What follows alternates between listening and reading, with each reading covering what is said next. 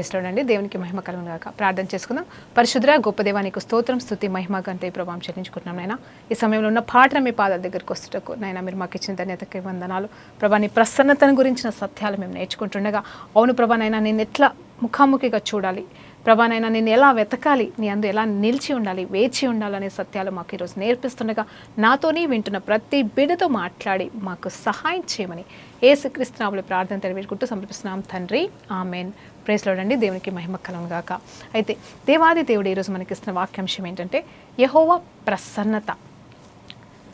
యెహోవా ప్రసన్నత చాలా చక్కటి మాట కదండి. నీ ప్రసన్నతను అనుభవించాలని మనం ప్రార్థన చేస్తూ ఉంటాం కదా. ఆయన ప్రసన్నతనండి మరి దావీదు మహారాజు కీర్తన 27వ అధ్యాయంలో ఎంతో చక్కగా వర్ణిస్తూ ఉన్నాడు. మరి ఆ వచనాలు ఒకసారి మనం ధ్యానిద్దామా? మరి కేవలం ఆయన ప్రసన్నత గురించి మాత్రమే కాదు, ఆయన ముఖాన్ని ఎట్లా మనం చూడగలము, ఆయన సన్నిధిలో ఎలా వేచి ఉండాలి అనే దాని గురించి కొద్దిగా క్లుప్తంగా ఈ 20 నిమిషాలు మనం ధ్యానించబోతున్నామండి. ఏంటంటే మరి మొట్టమొదటిగా యెహోవా ప్రసన్నత గురించి బైబిల్లో మరి ఆ పదము 2 సార్లు రాయబడిందండి. దేవునికి మహిమ కలుగును గాక. అయితే దీని గురించిన సాక్ష్యం కూడా నేను మీతో పంచుకోవాలనుకుంటున్నాను. ఈ మాట గురించిన సత్యము సాక్ష్యం కూడా మరి ముగింపులో నేను మీతో చెప్తానండి జాగ్రత్తగా. మరి నిజంగా దేవుని ప్రసన్నతని మీరు కోరుకుంటున్నారా? దేవుని ముఖకాంతి మీ మీద ప్రకాశింపచేయాలని కోరుకుంటున్నారా? మరి సంఖ్యాకాండం 6వ అధ్యాయంలో మనము ధ్యానించినప్పుడు 6వ అధ్యాయం 24వ వచనం మనం చదివినప్పుడు మరి ఆయన ముఖకాంతి మీ పైన ఉండును గాక, ఆయన సన్నిధి మీ మీద ప్రకాశించును గాక మరి అని చెప్పేసి మనము దీవెనలు పొందుకుంటూ ఉంటాం. ఆ దీవెనలో ఆశీర్వాదాలు మన మీద ఉండాలంటే మనము కూడా ఆయన ముఖాన్ని చూడాలి, ఆయన ప్రసన్నత మనం చూడాలి. కాబట్టి మరి ఆ రీతిగా మరి మనం ధ్యానిద్దామండి. మరి ఏ రీతిగా మనము పొందుకోగలము ఆ గొప్ప ధన్యత, ఆ ప్రసన్నత. అలాగే కీర్తన 27లో అలాగే కీర్తన 90లో కూడా యెహోవా ప్రసన్నత గురించి రాయబడి ఉంటుంది. ఈ కీర్తన 90లో మొట్టమొదటిగా మనం ధ్యానిద్దామండి. కీర్తన 97లో చూసినప్పుడు అక్కడ ఏమని రాసి ఉంటుందంటే 17వ వచనం, కీర్తన 90 17వ వచనంలో మా దేవుడైన యెహోవా ప్రసన్నత మా మీద ఉండును గాక, మా చేతి పనిని మాకు స్థిరపరచుము, మా చేతి పనిని స్థిరపరచుము. ఇక్కడ ఎవరు పాడుతున్నారు తెలుసా అండి ఈ పాట, ఈ కీర్తన?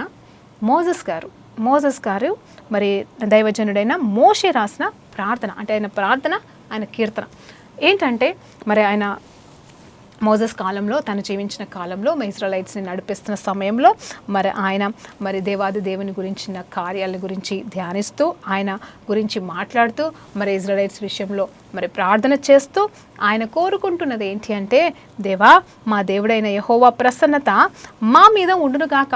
చూడండి, యెహోవా ప్రసన్నత అనేది మొట్టమొదటిగా మరి మోజెస్ గారు కోరుకున్నారు. ఎవరితో ఉండాలా? మా పైన ఉండును గాక. యాక్చువల్గా చూస్తే మోజెస్ గారు ముఖాముఖిగా ఎవరిని చూస్తున్నాడండి? మరి దేవాది దేవుని చూస్తున్నాడు. 40 దినములు దేవుని సన్నిధిలో ఉన్నాడు. ఇవన్నీ మనకి తెలిసిన విషయాలే, మరలా చెప్పడం అని కాదు. కానీ మరి మన వాక్యం ధ్యానించినప్పుడల్లా తెలుస్తుంది ఏంటంటే మోజెస్ ముఖాముఖిగా చూసినట్టుగా ఎవరు కూడా చూడలేదటి. చూశారు. ఇంకొక వ్యక్తి ఎవరు తెలుసా అండి? స్టెఫెన్ గారు కూడా ఆయన మరణిస్తున్న సమయంలో మరి ఆయనని రాళ్ళు రువి మరి చంపుతున్న సమయంలో తండ్రి దేవునితో పాటుగా తండ్రి దేవుని కుడిపార్శ్వన కూర్చున్న మరి యేసయ్యని కూడా చూడడం అనేది జరిగింది. ముఖాముఖిగా చూసి ఉన్నాడు. అలాగే శిష్యులు కూడా 3.5 సంవత్సరాలు ముఖాముఖిగా మరి యేసు ప్రభు వారిని చూసి ఉన్నారు. అయితే ఇక్కడ మరి మోజెస్ దేవాది దేవుని ముఖాముఖిగా చూసి ఉన్నాడు. మరి అంత మాత్రమే కాదు, ఒక చోట ఏంటంటే నా ముఖము చూస్తే, నన్ను చూస్తే నువ్వు బ్రతకలేవు, నా వెలుగును నువ్వు తట్టుకోలేవు అని చెప్పేసి మరి తండ్రి దేవుడు వెనుభాగాన్ని చూపించాడు, ముఖాన్ని తిప్పివేసి ఉన్నాడు. మరి ఆ రకంగా కూడా మరి దేవుని మహిమని, దేవుని ప్రసన్నతని మోజెస్ గారు చూస్తున్నారు. అలాగే దేవుని సన్నిధి దిగి వచ్చినప్పుడు ఆయన దేవుని స్వరాన్ని వింటూ మరి దేవుని సన్నిధిలో మరి ఆయన నిలబడ్డాడు, కూర్చాడాడు. హల్లెలూయా, దేవునికి మహిమ కలుగును గాక. అయితే ఒకానొక సందర్భంలో మరి దేవాని ప్రసన్నత మాకు తోడుగా ఉండును గాక, అంత మాత్రమే కాదు మా మీద ఉండును గాక, మా చేతి పనులు మేమేమి పనులైతే చేస్తున్నామో, ఇదిగో యుద్ధం చేస్తున్నామా, శత్రువుతో పోరాడుతున్నామా, కానాన్ దేశం వైపు పరిగెడుతున్నామా, మరి మా చేతి పనులతో మేము చేసే ప్రతి పనిలో మీరు మాకు తోడే ఉందురుగాక అని చెప్తూ మరి మా పనులను స్థిరపరచమని కోరుకుంటున్నాడు. అయితే ఇక్కడ కాకుండా మరి ఇంకెక్కడ ఈ యెహోవా ప్రసన్నత అనే పదము రాయబడిందంటే ఇంగ్లీష్లో చూస్తే బ్యూటీ ఆఫ్ ద లార్డ్ అని ఉంటుంది. బ్యూటీ ఆఫ్ ద లార్డ్, ఆయన ప్రసన్నతని మరి ఇంగ్లీష్లో బ్యూటీ ఆఫ్ ద లార్డ్ అని మరి రాయబడి ఉందండి. అయితే 27వ కీర్తన గురించి మనం ధ్యానించినప్పుడు చాలా మరి సుదీర్ఘంగా మనం దీన్ని ధ్యానిస్తూ ఉంటామండి ఎప్పుడు కూడా. And always we will think of this. మరి దావీదు ఒక వరము కోరుకునేను, అది ఏమిటంటే యెహోవా ప్రసన్నతని చూచుటకును ఆయన ఆలయంలో ధ్యానించుటకును. 27వ అధ్యాయం 4వ వచనం అండి. మరి ఏమంటున్నాడంటే, యెహోవా యొద్ద నేను ఒక వరమును అడిగితిని, దానిని నేను వెతుకుచున్నాను. ఏమిటంట, యెహోవా దగ్గర ఒక వరం అడిగి ఉన్నాడు. అంత మాత్రమే కాదు, మరి ఏం చేస్తున్నాడు, వెతుకుచున్నాడు. దానిని వెతుకుచున్నాడు కూడా, ధ్యానిస్తున్నాడు, అడుగుతున్నాడు, వెతుకుతున్నాడు. ఏమని అంటే యెహోవా ప్రసన్నతను చూచుటకును ఆయన ఆలయములో ధ్యానించుటకును. హల్లెలూయా. యెహోవా ప్రసన్నతను చూచుటకును ఆయన ఆలయంలో ధ్యానించుటకును నా జీవిత కాలమంతయు నేను యెహోవా మందిరములో నివసింపగోరుచున్నాను అంటున్నాడు. ఆయన జీవిత కాలమంతయు కూడా యెహోవా మందిరంలో జీవింపకోరుతున్నాను అంటున్నాడు, నివసింపకోరుతున్నాను అంటున్నాడు. ఆపత్కాలంలో ఆయన నన్ను తన పర్ణశాలలో ఉంచును, తన గుడారపు మాటన నన్ను దాచును, మరి ఆశ్రయ దుర్గము మీద ఆయన నన్ను ఎక్కించును. ఇప్పుడు నన్ను చుట్టుకొని ఉన్న నా శత్రువుల కంటెను ఎత్తుగా నన్ను చేస్తాను అంటున్నాడు. హల్లెలూయా. ఆలోచన చేస్తే ఇక్కడ మొట్టమొదటిగా దేవాది దేవుడు నీ దగ్గర నుండి దావీదు ఏం కోరుకుంటున్నాడంటే దేవుని ప్రసన్నత, ఆయన ప్రసన్నత, ఆయన ముఖ కాంతిని కోరుకుంటున్న ఈయన మరి ఆయన ముఖాన్ని చూసినప్పుడంట ఆయన శత్రువులు పారిపోతారు. ఆయన మరి ఆపత్కాలంలో కాపాడే దేవుడని రుచి చూసి మరి తెలుసుకొని పాడుతున్నాడు, అనుభవిస్తున్నాడు, కోరుకుంటున్నాడు. మరి అదే ఆయన మరి ఆశ, ఆయన నిరీక్షణ కూడా అదే అండి. మరి చూశాడా లేదా అంటే ఏమో మనకి తెలియదు, కానీ మరి కోరుకున్నాడా లేదంటే కోరుకున్నాడండి. మరి ఆయన సన్నిధిలో నిలబడుతున్నాడు, 7 సార్లు ప్రార్థన చేసుకుంటున్నాడు, 7 సార్లు దేవుని సన్నిధికి వచ్చి ప్రార్థన చేస్తున్నాడేమో. మరి మందిరము కట్టలేకపోయాడేమో, సొలొమోనే కట్టాడేమో, కానీ మందసం అయితే ఉంది కదండి, ఆ మందసము పెట్టబడిన స్థలం అయితే ఉంది కదండి. ఆవరణలోకి వెళ్ళి ఆ మోసెస్ మరి కట్టిన గుడారం లాంటి గుడారం ఉండేమో, ఆ గుడారంలోకి వెళ్ళి ఆయన ప్రసన్నతని మరి అనుభవించే ఉంటాడండి తప్పకుండా. హల్లెలూయా, దేవునికి మహిమ కలుగును గాక.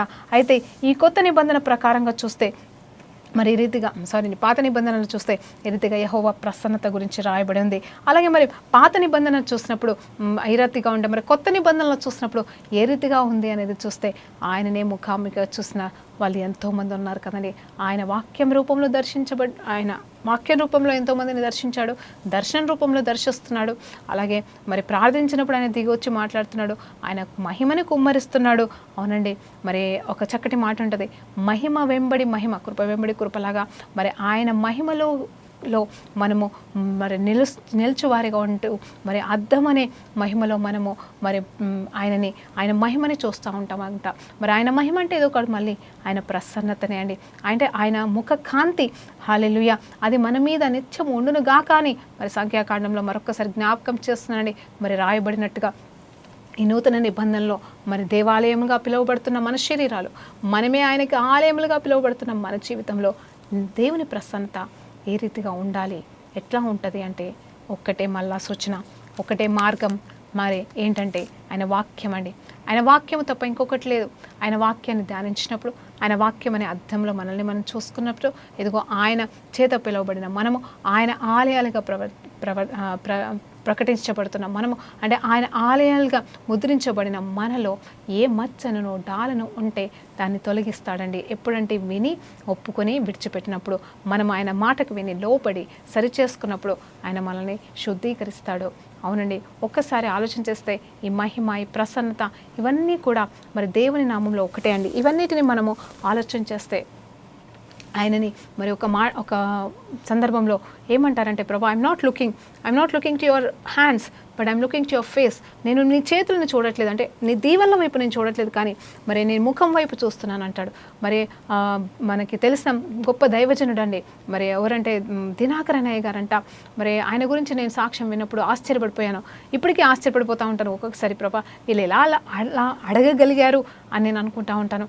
మరి నేను అడగలేకపోతూ ఉంటాను కొన్ని విషయాలు. మరి వాళ్ళు ఎంతో ధైర్యంగా అడిగారు ప్రభా నిన్ను, అంటే నీతో అంత ముఖాముఖిగా మాట్లాడారు కాబట్టే వారు అంతగా అంటే నీతో ఉన్న సంబంధం అలాంటిది కాబట్టి నువ్వు వినేవాడివి, నువ్వు ఆ కండిషన్స్ ఒప్పుకుంటావని మరి తెలిసి అడిగారా తెలియక అడిగారా, కానీ నువ్వైతే ఆ కండిషన్స్ ఒప్పుకున్నావు అంటే వారి ప్రార్థన ఆలకించావు. ఏంటంటే ప్రభా నాకు ఈ వరాలు వరాలు కావాలా, నేను కావాలా అన్నప్పుడు ముందు వరాలు అడిగాడంట.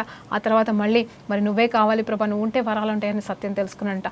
అదొక్కటైతే మరి ఇంకొక సందర్భంలో ఏంటంటే ప్రభా నువ్వు సేవ చేయమని పిలుస్తున్నావు, బ్యాంక్ జాబ్ అన్నీ విడిచిపెట్టి మరి నా కెరీర్ విడిచిపెట్టి నీ సేవ చేయమంటున్నావు. సేవ అంటే మరి మళ్ళీ ఆడుకోవడం లాగా ఉంటుంది, నలుగురు తక్కువ చూపు చూస్తారు, నాకు అది ఇష్టం లేదు, నా ఫ్యామిలీ కానీ నా ఫైనాన్షియల్స్ కానీ మరి వాళ్ళు తక్కువగా ఉంటే నేను ఒప్పుకోను, మరి నాకు నువ్వు డబ్బులు సమృద్ధిగా ఇస్తేనే నేను పరిచర్య చేస్తానని అడిగాడంటే అంటే మరి కరెక్ట్గా ఎలా అడిగాడు కానీ ఇలా అడిగాడని చెప్పేసి చాలామంది చెప్పడం అనేది జరిగింది. అయితే నేను ఆశ్చర్యపడిపోయాను, ప్రభా కండిషనల్ పరిచర్యనా నాకు అర్థం కాలేదు, ప్రభా నువ్వు ఇట్లాంటి కండిషన్స్కి ఒప్పుకుంటావా అని నేను అనుకున్నాను. కానీ నిజం చెప్పాలంటే వాళ్ళు అండి మరి వారు ఏ రోజు కూడా లోట్లలో అంటే సమస్యలు ఇబ్బందులు ఇరుకులలో వెళ్తారేమో, మరి మనుషులన్నా అక్కడ కష్టాలు ఇబ్బందులు వస్తాయి, పోరాటాలు వస్తాయి, వ్యతిరేకతలు వస్తాయి, దాని గురించి నేను మాట్లాడట్లేదు. కానీ వారి జీవితంలో సమృద్ధి అనేది ఎప్పుడు ఉందండి, వారు ఎప్పుడు లేమిలో కనిపించలేదు, ఎప్పుడు కూడా అంటే ఆ మొదటి కాలంలో కొన్ని సంవత్సరాల పాటు అనుభవించారేమో, కానీ దేవాది దేవుడు వారిని అద్భుతమైన రీతిగా తరాల నుండి ఇప్పుడు ఫస్ట్ జనరేషన్ అయిపోయింది, సెకండ్ అయిపోయింది, థర్డ్ ఫోర్త్ జనరేషన్లో కూడా బాబు పుట్టి ఉన్నాడు.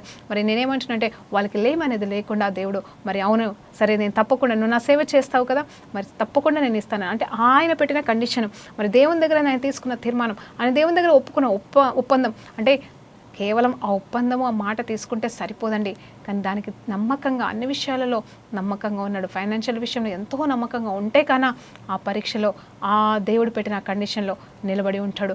అందుకోసమే ఆ పరిచర్య అంతగా ఎదిగించబడింది, ఇప్పటికీ దీవెనకరంగా ఎంతోమందికి దీవెనకరంగా మరి ఆ పరిచర్య ఉందండి. హల్లెలూయా, దేవునికి మహిమ కలుగును గాక. అలా చాలామంది కూడా అలాగే అంటారు. నేను రీసెంట్గా ఒక బ్రదర్ సాక్ష్యం కూడా విన్నప్పుడు ఆశ్చర్యపడిపోయాను, ప్రభా నువ్వు నాకు ఇది ఇస్తే నేను అది చేసేవా, ఖచ్చితంగా చేస్తాను, నాకు ఇది ఇస్తే అది ఇస్తే, నాకు అలా అడగడం రావట్లేదు ప్రభా, నేను అడుగుతాను ప్రభా సరే ఇది చేయాలంటే అది చేయి ప్రభా అంటాను, మళ్ళీ వెంటనే క్షమించు ప్రభా, నేను నాకు ఇది ఇచ్చినా ఇవ్వకపోయినా పర్లేదు, నేనైతే చేస్తాను ప్రభా, నిశ్చితమే నాకు కావాలి అని చెప్పేసి నేను మళ్ళీ తగ్గించుకుంటా ఉంటాను. తగ్గింపా లేకపోతే విశ్వాసం లేకపోవడమా, ఆయన అలా అడగొచ్చో అడగకూడదని తెలియని తత్వమా నాకు తెలియదు, కానీ వాళ్ళు అడిగినట్టుగా అయితే నేను అడగలేకపోతున్నాను ప్రభా అంటారు. నేనేమంటున్నా అంటే ముఖాముఖిగా మాట్లాడే స్థితులు అండి, ముఖాముఖిగా మాట్లాడే ధైర్యం అది ఎప్పుడు వస్తుందో తెలుసండి, ఆయనతో ఉండే అనుబంధము, అన్యోన్య జీవితమే. అంతే, ఆయన ఇస్తాడు, నా ప్రతి ప్రార్థన ఆలకిస్తాడు, నాతో మాట్లాడుతున్నాడు, ఆయన ప్రసన్నత నేను అనుభవిస్తున్నాను అనే నమ్మకం నిరీక్షణ మనకి ఉంటేనే మనం ఇలా అడగగలము, పొందుకోగలము.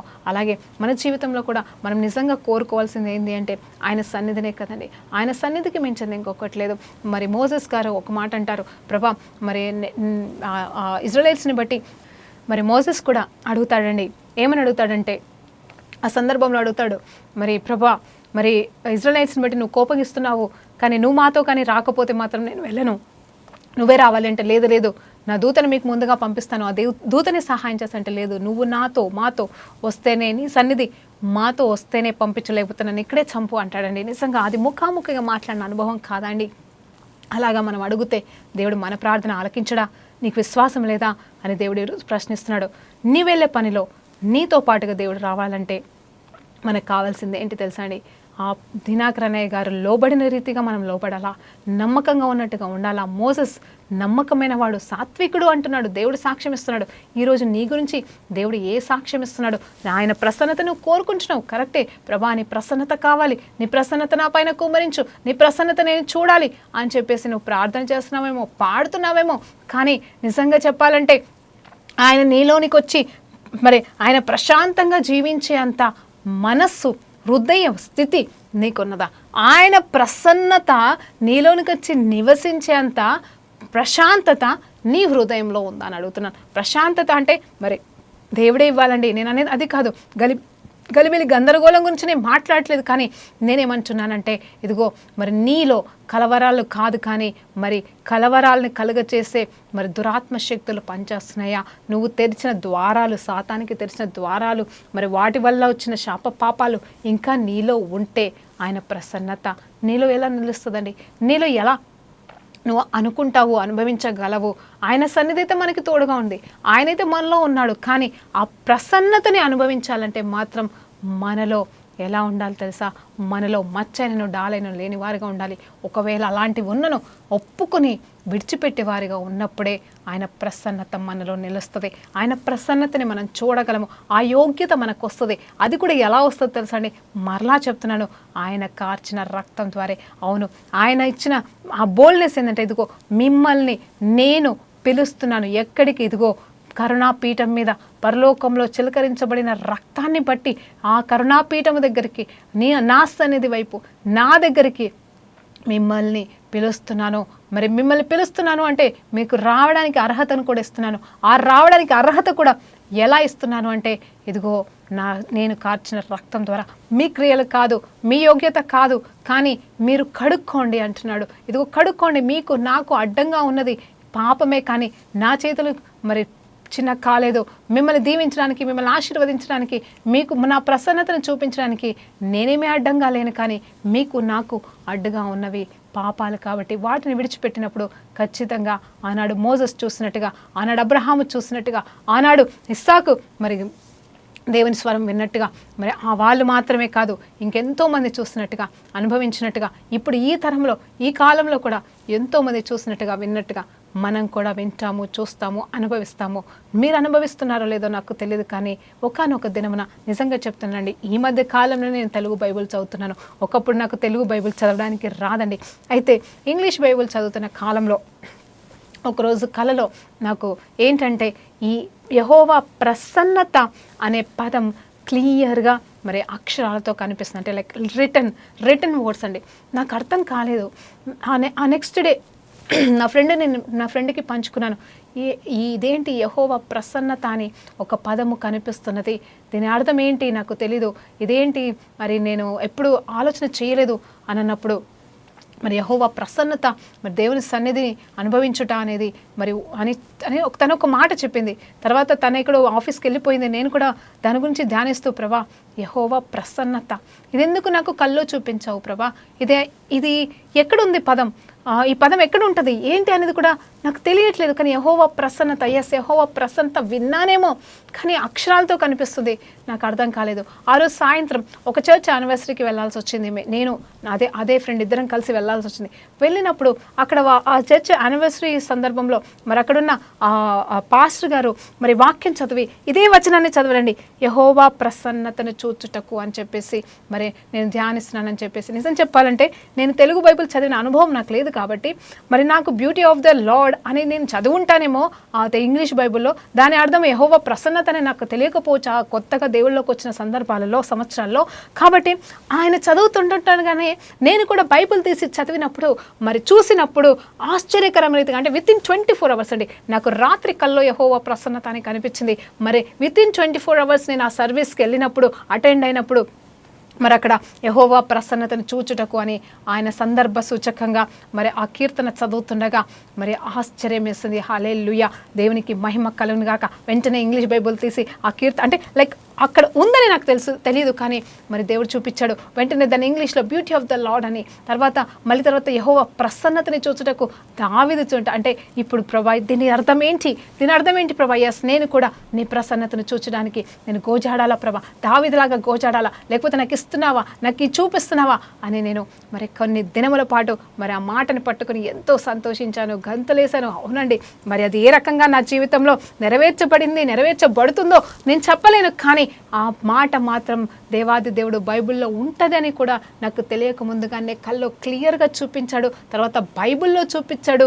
ఆ తర్వాత దానికోసము వెతకడానికి నాకు సహాయం చేసి ఉన్నాడు. హల్లెలూయా, దేవునికి మహిమ కలుగును గాక. నిజమండి, ఆయన ప్రసన్నత నాతో లేకపోతే నేను ఈరోజు మీకు ఇలా చెప్పేదానికి నాకు ఈ ధైర్యం కూడా లేదండి. అందుకే చెప్తాను, తడబడతా ఉంటాను, తెలుగు చదవడానికి తడబడతా ఉంటాను. అప్పటి నుండి విశ్వాసంతో తెలుగు చదవడం నేర్చుకున్నాను. ఎందుకంటే ఏమో దేవుడు ఇంగ్లీష్లోనే మాట్లాడుతాడు కాదు, తెలుగు వాక్యాలు కూడా చూపిస్తాడని అర్థమైపోయి తెలుగు బైబిల్ మరలా చదవడం స్టార్ట్ చేశాను తెలియకుండానే. అంటే నేను ఏ రోజు అనుకోలేదు తెలుగులో ప్రసంగిస్తాను అని, నేను ఏ రోజు అనుకోలేదు. ఇలా టీవీల ద్వారా వాక్య పరిచర్య చేస్తానని కూడా నేను ఏ రోజు అనుకోలేదు. కానీ దేవాది దేవుడు అద్భుతమైన రీతిగా ఇది చూపించి, ఇంకో తలంపుచ్చి మరి తెలుగు చదవమని చెప్పి, తెలుగు బైబిల్ చదవమని చెప్పి నా చేత తెలుగు బైబిల్ చదివించిన దేవాది దేవుడు అద్భుతమైన రీతిగా తెలుగులోనే వాక్య పరిచర్య చేయడానికి మరి కృప చూపిస్తున్నాడు. అందుకే చాలా కష్టపడతానండి తెలుగు వాక్యాలు విషయాలు కొన్ని చెప్పడానికి నాకు నాలుక కూడా తిరగదు, మోజెస్ లాగా ఒక్కోసారి నత్తిపోతూ ఉంటుంది.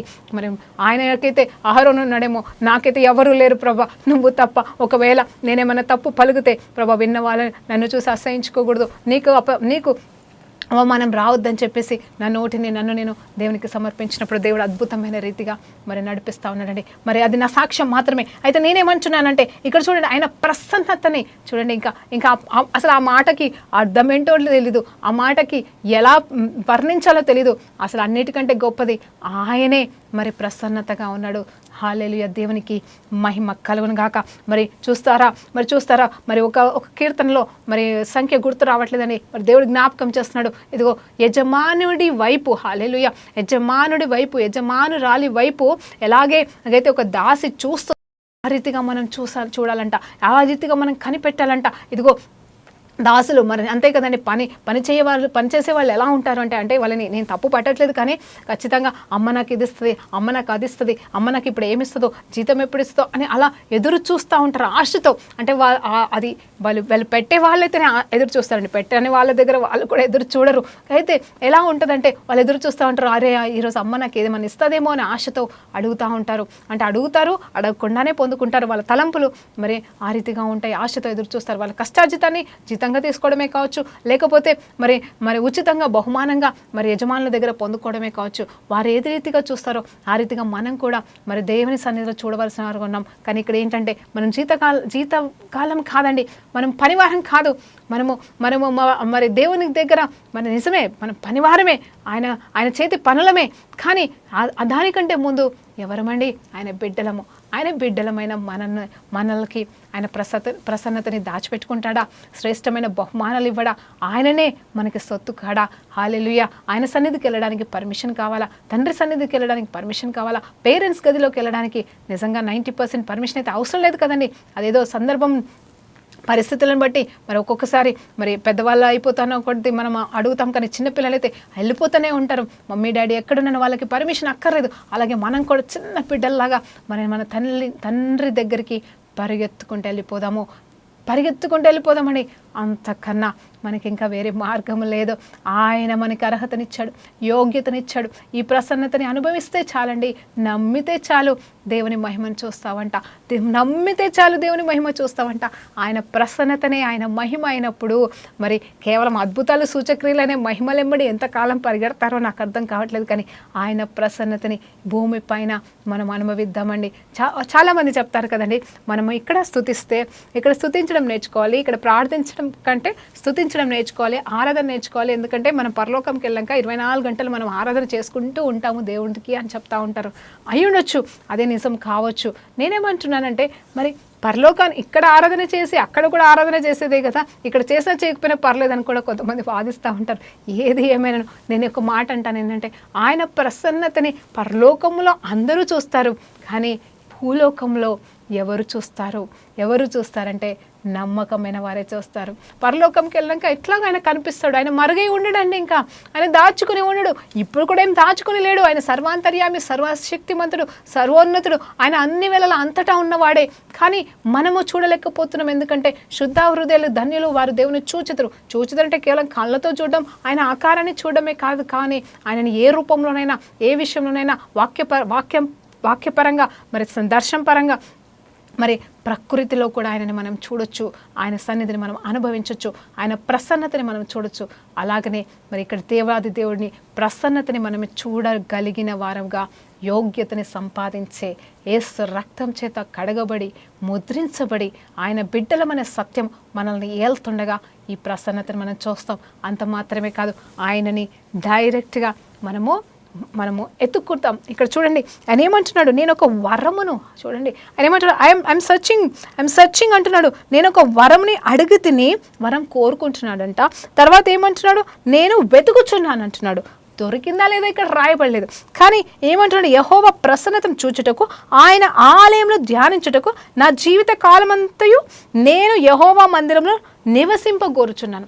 ఆయన నివసించాడా లేదా అనేది ఇక్కడ నాకు అర్థం కావట్లేదు. కానీ అంటే ఆయన జీవితంలో నివసించాడండి, దేవుని సన్నిధిని అనుభవించాడు, దేవునితో గడిపాడు, ఆయన దేవునికి హృదయానుసారుడయ్యాడు.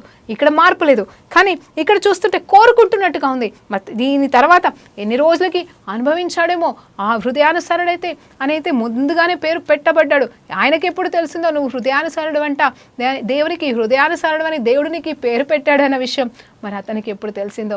హల్లెలూయా, దేవునికి మహిమ కలుగును గాక. నేనేమంటున్నానంటే ఇక్కడ పాత నిబంధనల ప్రకారంగా ఆయన కోరుకుంటున్నాడు, చూస్తున్నాడు. మందిరం కట్టి మందిరంలోనే ఆయన మహిమ చూడాలనుకున్నాడు. గుడారంలో మాత్రమే చూసి ఉన్నాడేమో దావీదు. ఇప్పుడైతే నీ శరీరం అనే గుడారంలో ఆయన సన్నిధిలో మనం ఉంటుండగా, ఆయన సన్నిధి కాంతి మన పైన ఉంటుండగా, ఆయన ముఖ కాంతి మన పైన ఉంటుండగా, ఇదిగో అండి ఒక్కసారి మనము సలూన్కి వెళ్తే అంటే ఈ హెయిర్ కటింగ్ సెంటర్సే కావచ్చు, లేకపోతే బ్యూటీ పార్లర్లని కానీ మనం చూసినప్పుడు మనకి అద్దాలు అంటే లైక్ అక్కడనే కాదు ఎక్కడైనా సరే ఒక మిర్రర్ ఉంది, దాని వెనకాల మిర్రర్ ఉంటే మరి ఎలా ఉంటుందండి. మరి ఏంటంటే మరి మళ్ళీ అందులోకి వెళ్ళి ఆ మిర్రర్లోకి వెళ్ళి మనం చూసుకున్నట్టుగా ఉంటుంది. Like reflection it goes on అంటే బ్యాక్ అండ్ ఫ్రంట్ మిర్రర్ ఉన్నప్పుడు అదేమవుతుందంటే అది వెళ్ళిపోతూనే ఉంటుంది. Like we can see multiple times అంటే మరి ఎన్నోసార్లు నెంబర్ ఆఫ్ టైమ్స్ మనము ఆ ఇమేజ్ని మనం చూస్తాం, మనల్ని మనం చూస్తూ ఉంటాం. ఆ రీతిగానే మనము కూడా మరి ఈ మహిమ వెంబడి మహిమలాగా అద్దము వలె అన్నప్పుడు ఇప్పుడు నేను అద్దంని చూసినప్పుడు ఏమవుతుందండి, అద్దంలో ఉన్న నేను కనిపిస్తాను. అలాగే మరి అద్దం నన్ను చూస్తున్నప్పుడు అద్దంలో ఎవరు కనిపిస్తారంటే నేను కనిపిస్తాను. ఇక్కడ అద్దం అనే దాన్ని మరి నేను అనుకుంటే, నేను అనే ప్లేస్లో మరి యేసయ్య ఉంటే ఆ అద్దము నువ్వైనప్పుడు ఆ అద్దంలో ఎవరు కనిపించాలంటే దేవుడు కనిపించాలా. అంటే ఆయన రూపం ఆయనే చూసుకోవాలనుకుంటున్నాడు. అద్దం వలె మనల్ని నిలబెట్టుకున్నాడు ఎదురుగా. ఆ అద్దంలో మరి అద్దమనే నాలో ఆయనకైనానే చూసుకోవాలనుకుంటున్నాడు. అంటే నాలో ఆయన ఉన్నాడు, నాలో ఆయన ప్రసన్నత. ఇది ఎవరు చూడాలండి? మన చుట్టుపక్కల ఉన్న వారు చూడాలి. ఆయనైతే చూడాలని కోరుకుంటున్నాడు, ఆయనైతే మనలో ఉన్నాడు, ఆయనైతే నివసింపగోరుతున్నాడు ఉంటున్నాడు. కానీ ఇతరులు చూడాలి అన్నా, లేకపోతే అది మేనిఫెస్టేషన్ అవ్వాలి అన్నా కానీ ఏమి జరగాలి తెలుసండి?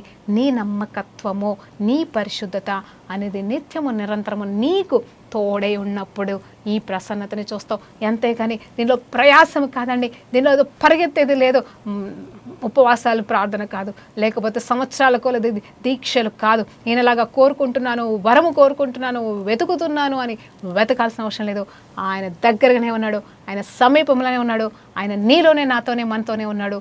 కాబట్టి ఆయన ప్రసన్నతని మనలో ఉందని విశ్వసించి అనుభవిద్దాము, ఇతరులకి పంచుదాము, ఇతరులు కూడా అదే ప్రసన్నతని మరి మోసుదురుగాక అని ప్రార్థన చేద్దాము.